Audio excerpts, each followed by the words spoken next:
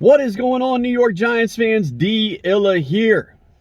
Wanted to come out and talk about something that I made a video on last year. I was very outspoken about the Tyrod Taylor contract and how I did not agree with the fact that the Giants were bringing him on as a backup quarterback. I'm all talking about last year as far as what I'm talking about in this video. And yeah, I was not a big fan of the Tyrod contract. I was not a big fan of bringing him onto this team. In my eyes, I always thought that if Daniel Jones didn't work out last year, there was no reason to have a competent quarterback behind him to jeopardize draft position in the 2022 NFL draft or the 2023 NFL draft. So, in my eyes, I always thought you'd be better off just keeping Davis Webb behind Daniel Jones just in case Jones failed. So, we really wouldn't have a guy that could potentially win us games to affect our draft position. And that's something that I really stressed last year. So, everything worked out last year. We didn't need Tyrod. Daniel Jones played fairly well. So everything was kind of delayed a year. But now we're in the position that I was talking about last year. And not that I'm really expecting much out of Tyrod. I think Tyrod throws a lot of errant passes that can end up in the other team's hands. I think he does that quite often. Yeah, he might have a little bit more escapability than Daniel Jones when it comes to getting out of the pocket, when it comes to pressure. But at the same time, do I think he's as good as Daniel Jones when it comes to throwing the football? No, I do not. Not at this point in his career. Maybe back in 2017 when he had his last productive season with the Buffalo Bills. Or, you could talk about how he was fairly good, before Herbert came in with the Chargers, this, that, and the other. But I think for the most part, that was all preseason games where he played fairly well. And then, he had the medical issue with the medical staff where they punctured his lung and all that took place. But, yeah, here we are in the position that I was talking about last year. Daniel Jones is hurt. Team's not playing well. And now we're basically fighting for draft position. And now we're playing Tyrod Taylor, a guy who's probably in the upper tier of backup quarterbacks in this league. He would probably do better off on a different team besides the Giants. Because to us, man, to me, he's no value. There's no value to him playing for us. He just hurts us. That's all he does. So right now, I wish we had a guy like Davis Webb as the backup quarterback. A guy that's not going to necessarily hurt you too much. Is he going to keep you competitive in games?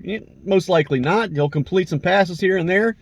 And, you'll take your loss and you're going about your business. And I feel like that's exactly where this team is right now. And that's exactly what this team needs to do, is probably lose games. Winning games is not helping us right now. It is not helping us. Now, am I talking about tanking? Yeah, I'm talking about tanking. It is what it is, man. It is what it is. I want to see this team succeed. I don't want to see us just win a couple games this year.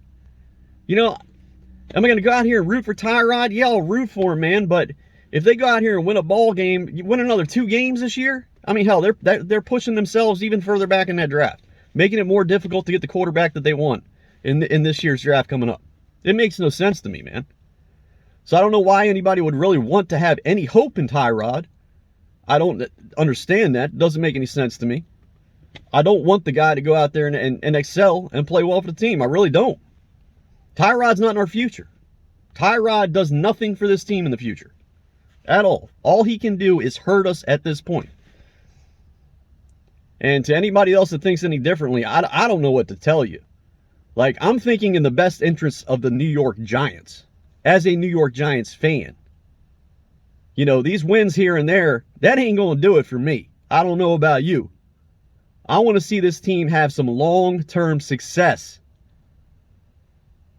Yeah, I don't know what everybody else is trying to accomplish out there. But, yeah, when we signed Tyrod to the contract, I thought they spent more money than they really needed to on a backup quarterback. I always thought, if the team turned around last year, that they could always bring in a bridge quarterback or a fairly decent quarterback to back up Daniel Jones if the team did show some form of progression like they did last year. So they could have brought in a backup quarterback this year. So I didn't really feel the need that the Giants had to go out and get a backup like a Tyrod Taylor, because ultimately, man, to me, that money that we spent on Tyrod, we could have put that towards James Bradberry last season. That made more sense to me. But no, we spent all that money on a backup quarterback that never played, and we lost our #1 corner. So, again, the Giants doing stuff that doesn't necessarily make the most sense, at least in my eyes. I don't know how everybody else feels about it. But yeah, that's my stance right now on our quarterback situation. I think Tyrod does more harm than good. And I will continue to say that. Continue to say that. Do I necessarily think he's going to go out there and do well for this football team? Not necessarily, but he could. He could. I don't think it's out of the realm of possibilities. So, yeah, to me, I'd be more than happy with them starting a guy like Davis Webb. I don't even think Davis Webb is in the league anymore. I don't think he's a backup. I think he's kind of off doing his coaching thing right now. But hell, I'd rather have Mike Glennon starting games for us right now. Start the guy that's going to lose you games. And I don't want to hear this stuff about, oh, draft position doesn't matter. Bullshit. Bullshit.